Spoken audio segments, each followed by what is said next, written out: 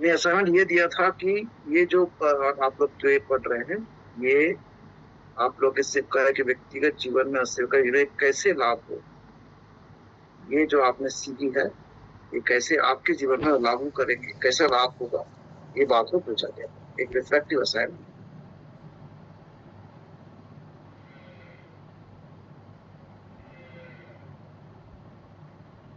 पशी दोबारा थोड़ा एक्सप्लेन कर दें कैसे। ये अब ये प्रिज्म ऑफ पास्ट लाइफ है ना, ये सीखेंगे। तो ये जो आप सीख रहे हैं आपके व्यक्तिगत जीवन में, आपके और आपकी सेवकाई के लिए ये किस प्रकार लाभ हुआ है, कैसे प्रभावित हुआ ये बात।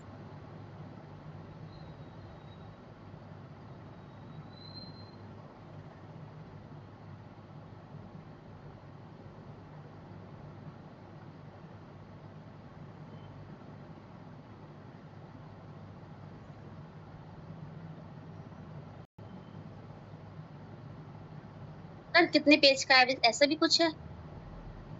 वो एडमिन शायद आपको बता देगा क्लास के एडमिन, क्योंकि ये 30 मार्क का है, ये 30 मार्क का है तो उसके हिसाब से होगा। वो कितना पेज शायद वो कॉलेज में जो रिक्वायरमेंट वो लोग बताएंगे।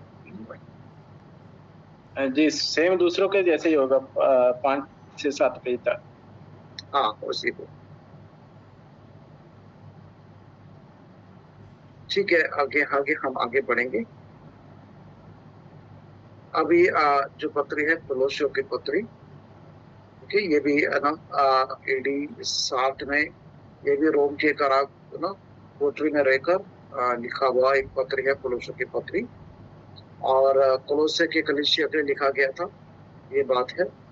और कोलोसियों की पत्री के मकसद क्या है कि कोलोसे के कलीसिया में बहुत सारे गलत शिक्षाएं आए थे और उसके कारण ये पत्री और पौलुस लिखना पड़ा, ताकि यीशु मसीह में संपूर्णता, यीशु मसीह ही काफी है उनके जीवन के हर बात के लिए, उनके हर जरूरतों के लिए, सबके लिए यीशु मसीह काफी है। तो ये बात हमें समझना है। ओके, हाँ, मैं आपसे ना कोलोसे की पत्री के पहले एक और वचन में आपसे पढ़वाना चाहूंगा फिलिपियों के पत्री से, जो मेरे मन में तो मैं ना आप लोग से पढ़ नहीं पाए। ओके, 14 अध्याय फिलिपियों के पत्री है ना, हम इसमें से जाने से पहले फिलिपियों के पत्री अध्याय 4 उसका 13वां आयत को अगर पढ़ेंगे, जो मुझे सामर्थ देता है उसमें मैं सब कुछ कर सकता हूँ। हाँ, ओके, जो मुझे सामर्थ देता मैं सब कुछ कर सकता हूँ। कई बार मेरे प्रियो ये जो वचन है, इस वचन को लेकर गलत रीति से व्याख्या किया गया है, कई बार अपनी स्वार्थ बातों के लिए इस्तेमाल किया गया है। पौलुस यहाँ पर अपनी स्वार्थ इच्छा को पूरी करने के लिए पौलुस वो भाव ये वचन को लिखा नहीं था, वो आत्मा से प्रेरित होकर ये वचन नहीं लिखे थे, जैसे कई लोग आज व्याख्या करते हैं कि मैं प्रभु के सामर्थ्य में सब कुछ कर सकता हूँ। ओके, अगर वो समझना है तो उसके अंदर पौलुस किस विषय में मैं सब कुछ कर सकता हूँ उस बात को जता रहे हैं। अगर आपको उसकी संदर्भ और सच्चाई को जानना है तो आप देख लेना 11वां आयत से पढ़ेंगे, वही अध्याय उसका 11वां आयत, 11वां से लेकर 11-12 आयत। यह नहीं कि मैं अपनी गति के कारण ये कहता हूँ, क्योंकि मैंने ये सीखा है कि जिस दशा में हूँ उसी में संतोष करूँ। मैं दीन होना भी जानता हूँ और बढ़ना भी जानता हूँ।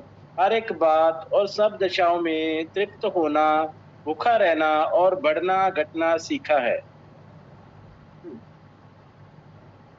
ओके, तो आपने वो देखा, ये बात बताते हुए यहाँ पर हर परिस्थिति में संतृप्त रहना, संतुष्टि। ओके, वो तिमोथी को भी लिखते हैं संतुष्टि कैसे लाभ है। ओके, जीवन में संतुष्टि, कई लोग संतुष्ट में रह नहीं पाता और डिमांड्स रख जाते हैं। ओके, पौलुस यहाँ पर मैं सब कुछ कर सकता हूँ के विषय में क्या बता रहा है?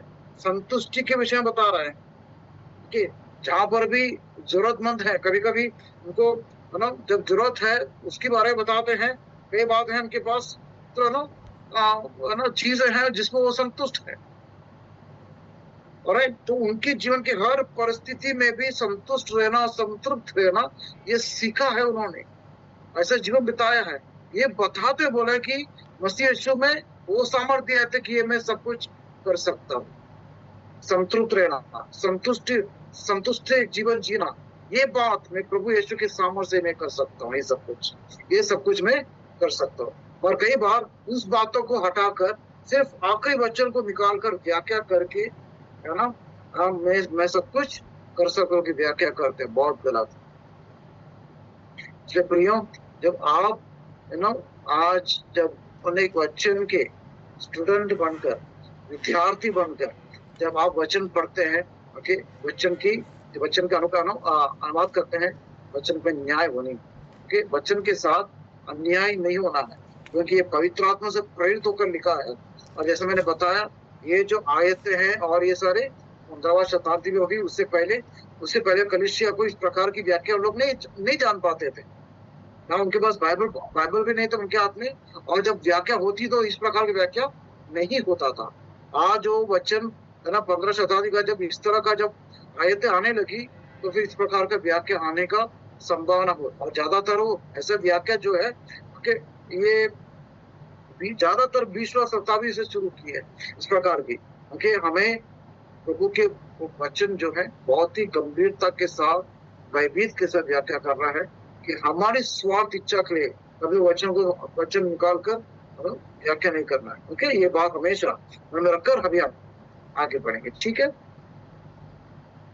कोलोसे के पत्री में जाएंगे। ओके, तो हर पत्री में कुछ गंभीर बातें हैं कि मैं सब कुछ है ना, देखो बना एफिसियों के पत्र को, फिलिपियों के पत्र, उसमें बहुत सारे ऐसी बातें, गंभीर बातें हैं। सब कुछ आप लोग के सामने रख नहीं पाऊंगा, समय की सीमा के कारण। इसके कारण तो जो ना इंपॉर्टेंट बातों को यहाँ पर हम देख सकते हैं।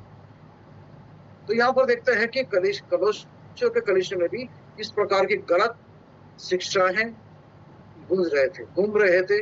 और कलीसिया का जो स्थापक है एपफ्रास, जैसे एपफ्रास पौलुस की एक शिष्य था, और पौलुस के समान एपफ्रास भी पौलुस से सीख कर, ओके, और प्रार्थना पूर्वक एपफ्रास को सेवकाई के लिए पौलुस भेजा था। और अब एपफ्रास क्या है, पौलुस के समान 3 कलीसिया को स्थापना की, ओके, 3 कलीसिया को स्थापना किया। ओके, वो 3 कलीसिया क्या हुआ ने, आई थिंक मैंने आप लोग से पढ़वाया था, याद नहीं आ रहा मुझे। ओके, अगर नहीं है मैं आप लोग से वो पढ़वाना चाहूंगा। ओके, वो कलोसियों की पत्री अध्याय 4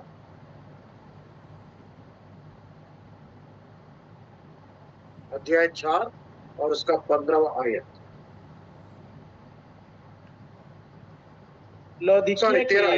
तेरह आयत। मैं उसका गवाह हूँ कि वह तुम्हारे लिए और लौदीकिया और हियरपुलिस वालों के लिए बड़ा परिश्रम करता रहता है। ओके, ठीक है, ये किसके बारे में बता रहे हैं? एपफ्रास के बारे में। 12 आयत पढ़ने की जरूरत है, 12 आयत में लिखा है वो व्यक्ति कौन है, एपफ्रास। ओके, तो एपफ्रास बहुत कठिन परिश्रम लेकर कलोसियों की कलीसिया, लउदी के कलीसिया और हियरपुलिस की कलीसिया को स्थापना किया था। मगर एपफ्रास का एक अच्छा गुण आपके सामने रखना चाहता हूं। ये तीनों कलीसिया में गलत शिक्षाएं बढ़ गई, उसके अंदर गलत शिक्षक लोग के द्वारा गलत शिक्षाएं ना घुस गए, और उसके द्वारा एपफ्रास ना बहुत एक कठिन समय हुआ कि एपफ्रास को कुछ कर नहीं पा रहा था। ऐसे गलत शिक्षाओं को ना कैसे ना उसको उस शिक्षा को हटाना है, कैसे उसको निपट लेना है, इसके बारे में एपफ्रास काफी चिंतित थे। और ऐसी चिंता के समय में एपफ्रास ने सोचा क्योंकि एक व्यक्ति है जो मेरी मदद कर सकता है, वो मेरा गुरु है। क्योंकि ये नहीं समझना कि एपफ्रास के ऊपर प्रभु के अभिषेक नहीं, ऐसा नहीं। प्रभु के अभिषेक जरूर एपफ्रास के ऊपर है, मगर ऐसे गंभीर स्थिति में जहाँ पर है ना, ये जो गलत शिक्षक लोग अगर है ना बुद्धिपूर्वक है ना गलत शिक्षा ले आ रहे हैं, एपफ्रास है ना वो जान नहीं पा रहा था, भले उनके पास पवित्र आत्मा है, मगर उनकी बुद्धि के समान टक्कर करके है ना उनसे है ना वाद विवाद करके या फिर गलत शिक्षा को बाहर फेंकने के लिए जो क्षमता है, जो है ना जो वरदान है ना, एपफ्रास के पास नहीं था। इसलिए एपफ्रास ने क्या किया, ओके, लगभग 200 मील यात्रा करके पौलुस के पहुंचते हैं, अपनी दिक्कतों को है ना, वो कलीसिया में है ना दिन प्रतिदिन फेस करने वाले जो मुश्किल है, दिक्कतें हैं, ओके, और ये जो गलत शिक्षक लोग जो शिक्षा लाए हैं, इस सारे विषय को पौलुस के सामने रख देता है। जब पौलुस के सामने रखता है तो पौलुस प्रार्थना पूर्वक है ना कलीसिया के विश्वासियों के लिए ये पत्री लिखता है।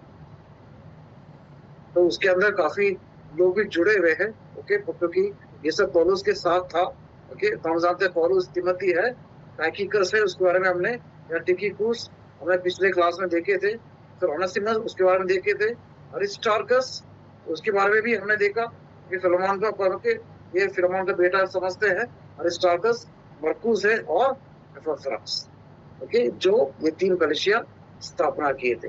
ये सारे लोगों अभी पौलुस के पास है।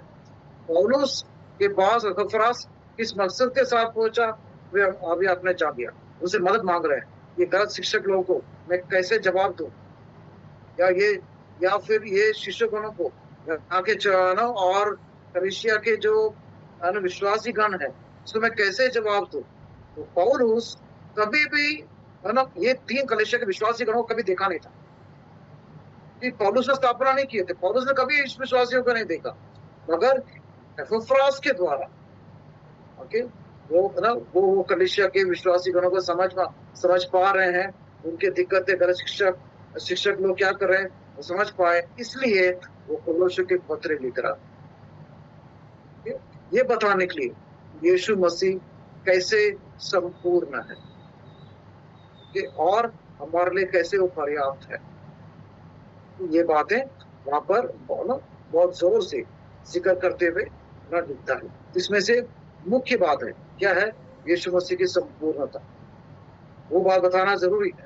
और साथ ही साथ ये गलत शिक्षा के लोगों को किसी न किसी तरह से क्या करना है, सावधानी परखना है वैसे लोगों से, उसके विषय में भी पौलुस यहाँ पर जिक्र किया है।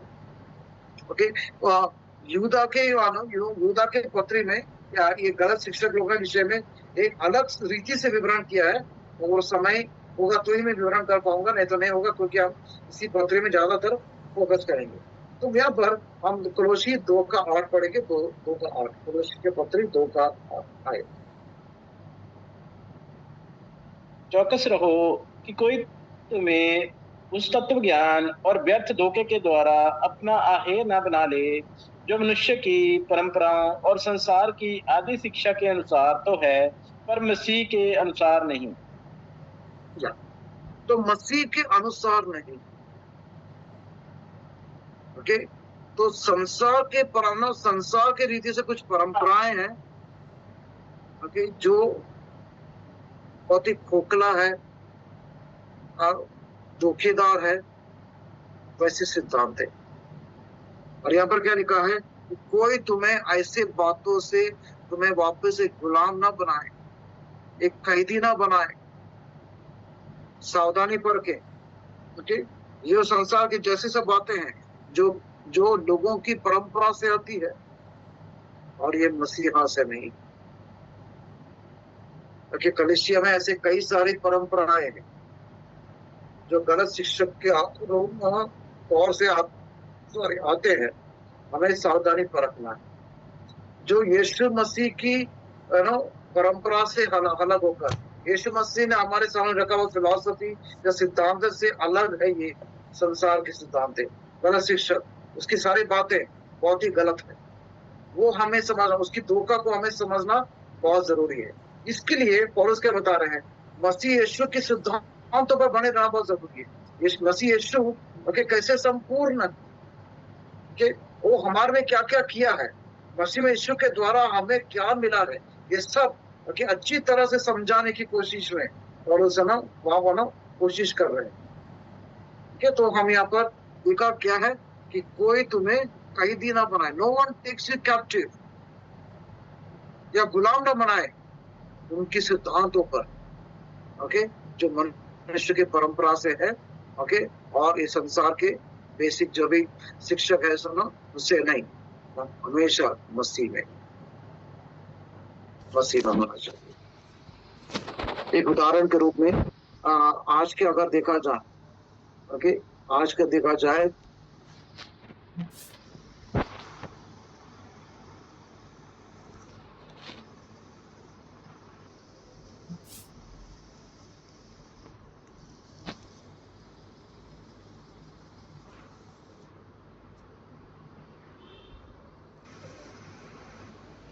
अभी आप मेरे से सहमत हो नहीं हो मैं नहीं जानता, मगर आप अपना बाइबल खोलिए और वहां पर आत्मनिर्भर एक शब्द आप ढूंढकर निकाल के दिखाइए। अगर ऐसा है तो सिर्फ शैतान का है। आत्मविश्वास आप देखना वो किसका है, शैतान का।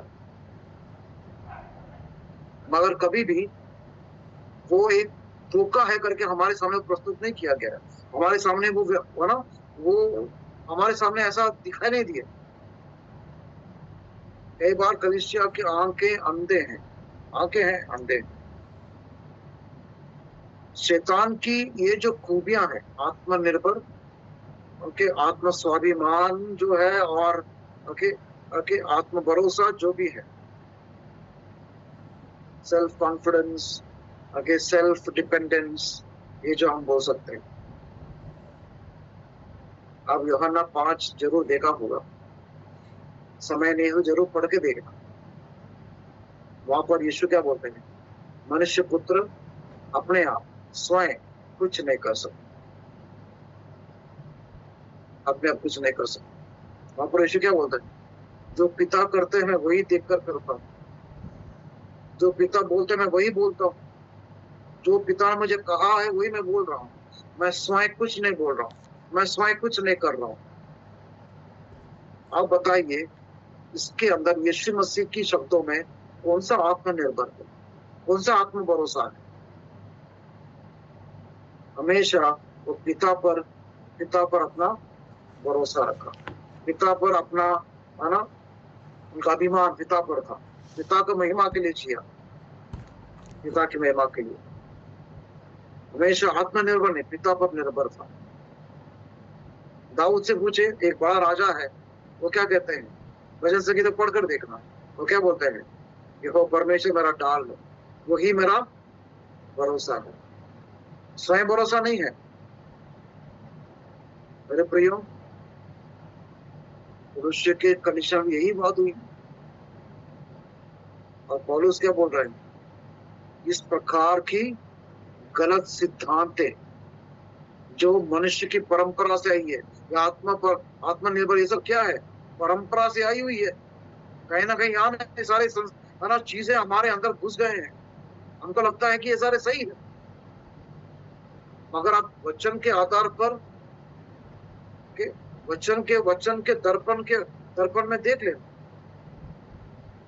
आप समझ में आएंगे ये सारे धोखा है। और यही पौलुस यहाँ पर बताना चाहते हैं कि ऐसे सब चीजों से हम अपने आप को कैदी ना बनाए इस चीजों में, क्योंकि है ना, इसलिए आज की कलीसिया में कंपटीशन, ये सारी चीजें क्यों होगी, संसार के सिद्धांत प्रभावित किया गया है।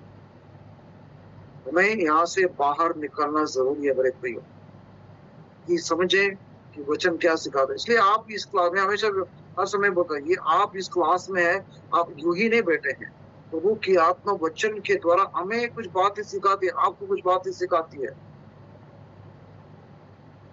हमें कैसे अलग रहना है, पाप के रास्ते से अलग रहना है, जो चीजें प्रभु नहीं बाता, जो वचन नहीं बाते, वो चीजों को हमें नहीं उठाकर चलना। वो बोले कितना अच्छा दिखने दो, कितना बुद्धिमानी दिखने दो, प्रभु के आंखों में ये मूर्खता है, प्रभु उसको तुच्छ समझते हैं, धोखा है। प्रभु के वचन के अनुसार वो धोखा है, वो तुम्हें कैदी बनाएंगे। मसीह यीशु का सिद्धांत और संसार के सिद्धांत दोनों अलग, हमेशा टक्कर देता है। प्रभु का राज्य या पौलुस की भाषा में ओके, दुष्टों का मेज या शैतान का मेज और प्रभु का मेज दोनों अलग है। दुष्टात्मा का मेज और प्रभु का मेज नो एक साथ नहीं जा पाएंगे। शैतान आत्मनिर्भर होना चाहा, आत्मविश्वास बहुत ज्यादा था शैतान की। उसके कारण क्या हुआ? पिता ने उसको स्वर्ग से उठाकर फेंक दिया। हमें सावधानी बरतना, हमारे बच्चों को सिखाना है हमेशा पिता पर निर्भर रहे, आत्मनिर्भर होना नहीं सिखाना, अपने पैर पर खड़े हो ऐसा नहीं सिखाना। यीशु मसीह अपने पैर पर नहीं खड़ा हुआ, हमेशा पिता पर निर्भर था। इसलिए कहा मनुष्य पुत्र स्वयं कुछ नहीं कर सकता। आप जरा सोचिए, आपका गुरु अगर आपसे कहते हैं मैं कुछ नहीं कर सकता, आपके अंदर क्या विचारधारा आएंगे? तो यीशु मसीह के शिष्य लोग थे, यीशु मसीह के चेले जो थे, जब उनके गुरु ने ऐसा कहा, उनके चेलों ने क्या सोचा होगा? उनके पतरस है, यूहन्ना है, उनके शिष्य का अंदर क्या सोचा, उनके मन में क्या आया होगा? अरे क्या यीशु बोल रहा है, हमारा गुरु क्या बोल रहा है? क्योंकि बाकी गुरुओं को देखते हैं तो वो लोग बड़े बड़े काम कर रहे हैं, और यहाँ ये गुरु है बोल रहा है कि मैं अपने आप कुछ नहीं कर सकता। आप जरा सोचिए,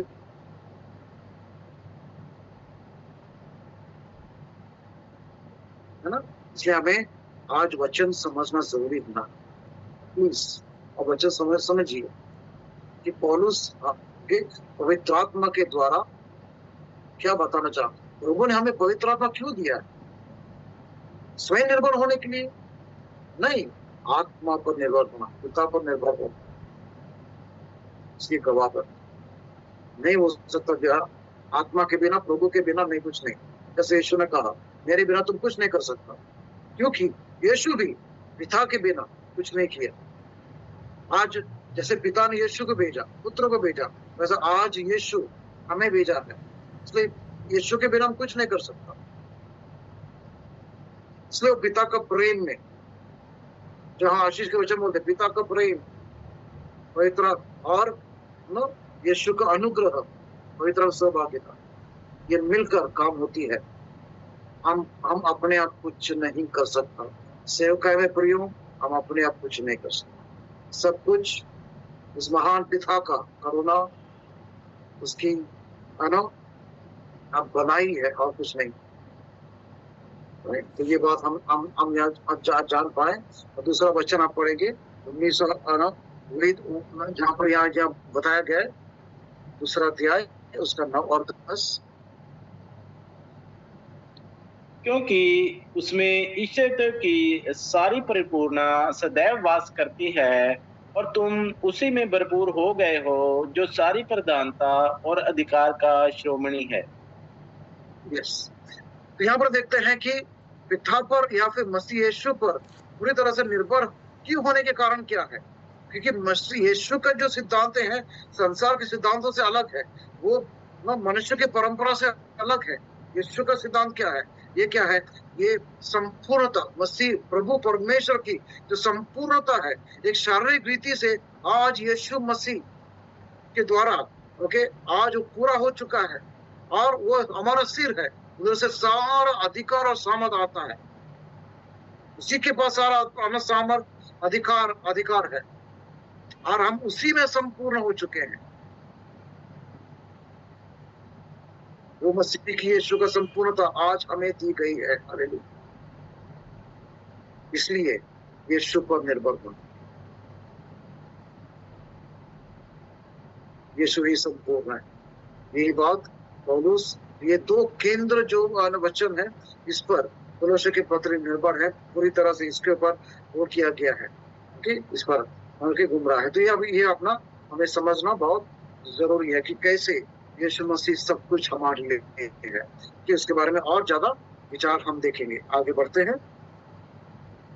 कलोस्य की पत्री की जो पृष्ठभूमि है थोड़ा बहुत मैंने बताया, और फिर भी यहाँ पर कुछ बातों को और आपके सामने रखना चाहूंगा। कलोस्य की जो शहर है, ओके, ये छोटा सा शहर, ये कहाँ था? ये जैसे मैंने बताया, लाउडिशिया, कलोस्य, हिरापोलिस, ये 3 शहर तो एक सामने सामने वाले जगह पर था। और ये कलीसिया, ये तीनों कलीसिया गलेशिया नाम के जो बड़ा प्रोविंस है, के बड़ा तालुक है, उसका 3 गांव जैसे या 3 शहर हम बोल सकते हैं। ओके, एक गलेशिया और एफेसोस के बीच में आते हैं ये जो 3 गांव बोल नहीं सकते, छोटा सा टाउन्स यहाँ पर थे। ओके, और प्रेरितों के काम के द्वारा जब पढ़ते हैं और बाकी कलीसिया के इतिहास के द्वारा देखते हैं, तो पौलुस यहाँ पर इस शहर से द्वारा कभी इनके कलीसिया में विजिट नहीं किए हैं, मगर यहाँ से गुजरे हुए हैं। प्रेरितों का काम अगर 16 अध्याय 18 अध्याय जो भी रेफरेंसेस दिए हैं आप देख सकते हैं, क्योंकि समय कमी है। क्योंकि उसका दूसरा और तीसरा मिशनरी यात्राओं में, कि उस समय में क्या है, उनके चेलों पौलुस की सेवकाई थी, चेलों ने जाकर एक कलीसिया स्थापना की है। क्योंकि हम देखते हैं कि पौलुस यहाँ के विश्वासी गणों को व्यक्तिगत रूप से नहीं जानते हैं। ओके, और ये जो लूकस वैली है, लूकस वैली एक तराई, लूकस नाम का एक तराई है, या लाइकस भी बोलते हैं, लूकस भी बोलते हैं। लूकस नाम का तराई में ये 3 शहर स्थापित किए गए हैं। यहाँ से पौलुस यात्रा की है, उनके पौलुस की कला चेले इस कलीसिया को स्थापना की है। ओके, तो ये हम यहाँ देख सकते हैं। और इसमें से मैंने यहाँ पर नोट्स स्पष्ट नहीं किया है, मगर आप अपना नोट्स मिल सकते हैं। ये 3 कलीसिया किसने स्थापना की? एपफ्रास ने स्थापना की है। वो यहाँ पर मैंने स्पष्ट रूप से लिखा नहीं है, मगर आप समझे। यहाँ पर मैं जो बात लिखी गई है वो इसलिए लिखा गया क्योंकि कुछ बाइबल के विद्वान है, वो लोग समझते हैं कि एपफ्रास के साथ साथ और उनकी मदद करने और कोई भी हो सकते हैं, पौलुस के और शिष्य लोग भी और कोई विश्वासी गण भी हो सकते हैं, जो या प्रेरित भी हो सकते हैं जो स्थापना की है। मगर हम वचन के द्वारा देख सकते हैं, ये एपफ्रास के द्वारा ही स्थापना किया हुआ बातें हैं, हम देख सकते हैं। यानी आप देख सकते हैं इस पत्र के द्वारा कि इन तीनों कलीसिया के पासवान कौन है? एपफ्रास है। और यहाँ पर कलोसिया के कलीसिया में एक मुख्य व्यक्ति है, और वो मुख्य व्यक्ति कौन है? फिलेमोन इस कलीसिया के एक मुखिया है। और वहां पर उनका बेटा आर्किपस, वो भी वो भी उस कलीसिया का फिलेमोन का बेटा है, और उस कलीसिया का एक मुख्य स्थान रखते हैं। और आर्किपस क्या करते हैं? एपफ्रास के अनुपस्थिति में फिलेमोन और ज्यादा आर्किपस प्रभु के सेवकाई को पूरा करने में सेवकाई में लगे रहते हैं। उसके कारण ही हम फिलेमोन के और कलोसिया के पत्र में देखते हैं, आर्किपस को प्रभु आज्ञा दिया है कि जो काम तुम्हें सौंपा गया है उसको आप पूरी करें। क्योंकि अभी उस समय में एपफ्रास नहीं थे, एपफ्रास पौलुस के साथ था, तो आर्किपस के ऊपर ये काम सौंपा गया था। साथ ही साथ फिलेमोन भी थे, और मुख्य काम आर्किपस को दिए थे, और आर्किपस ये काम पूरी करना है। तो उसके कारण ये पत्री उसको भी उसके ऊपर भी उनको भी वो एक लाइन में लिखा है, आर्किपस को बोलते हैं ये काम तुम पूरी करो। हम देख सकते हैं कि कैसा किस पश्चातल में ये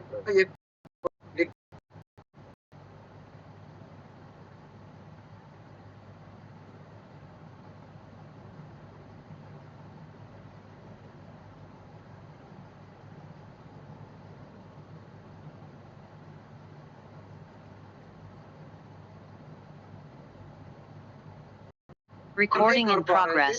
मदद के लिए और उसके पास पहुंचते हैं। और पौलुस एक बहुत ही उस जमाने के बहुत ही बुद्धिमानी आत्मा से भरपूर होकर, आत्मा की ज्ञान उनके अंदर था, क्योंकि फैरसी थे, तो फैरसी होने के नाते वचन अच्छी तरह वो जानता था। मगर वो मसीह को नहीं पाएगा।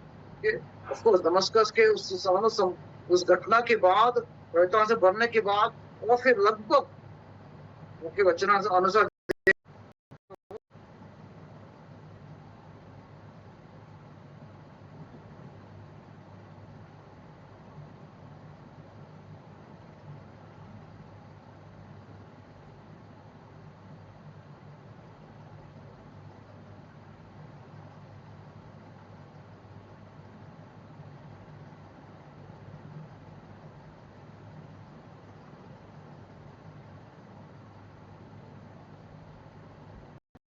Recording in progress.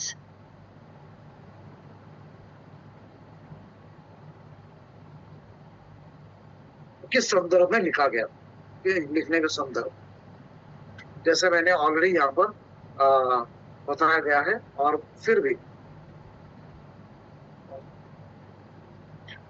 जैसे अफसुस की कलीसिया के लिए एक पत्र लिखा जो बाकी सारे कलीसिया में उसको पढ़ाया जाता था, इसी प्रकार कलीसिया के पत्र वैसे पत्र आते तो जो बाकी हेरापोलिस, लाउदीसिया, ये कलीसिया में भी ये क्या किया, ये पत्रों को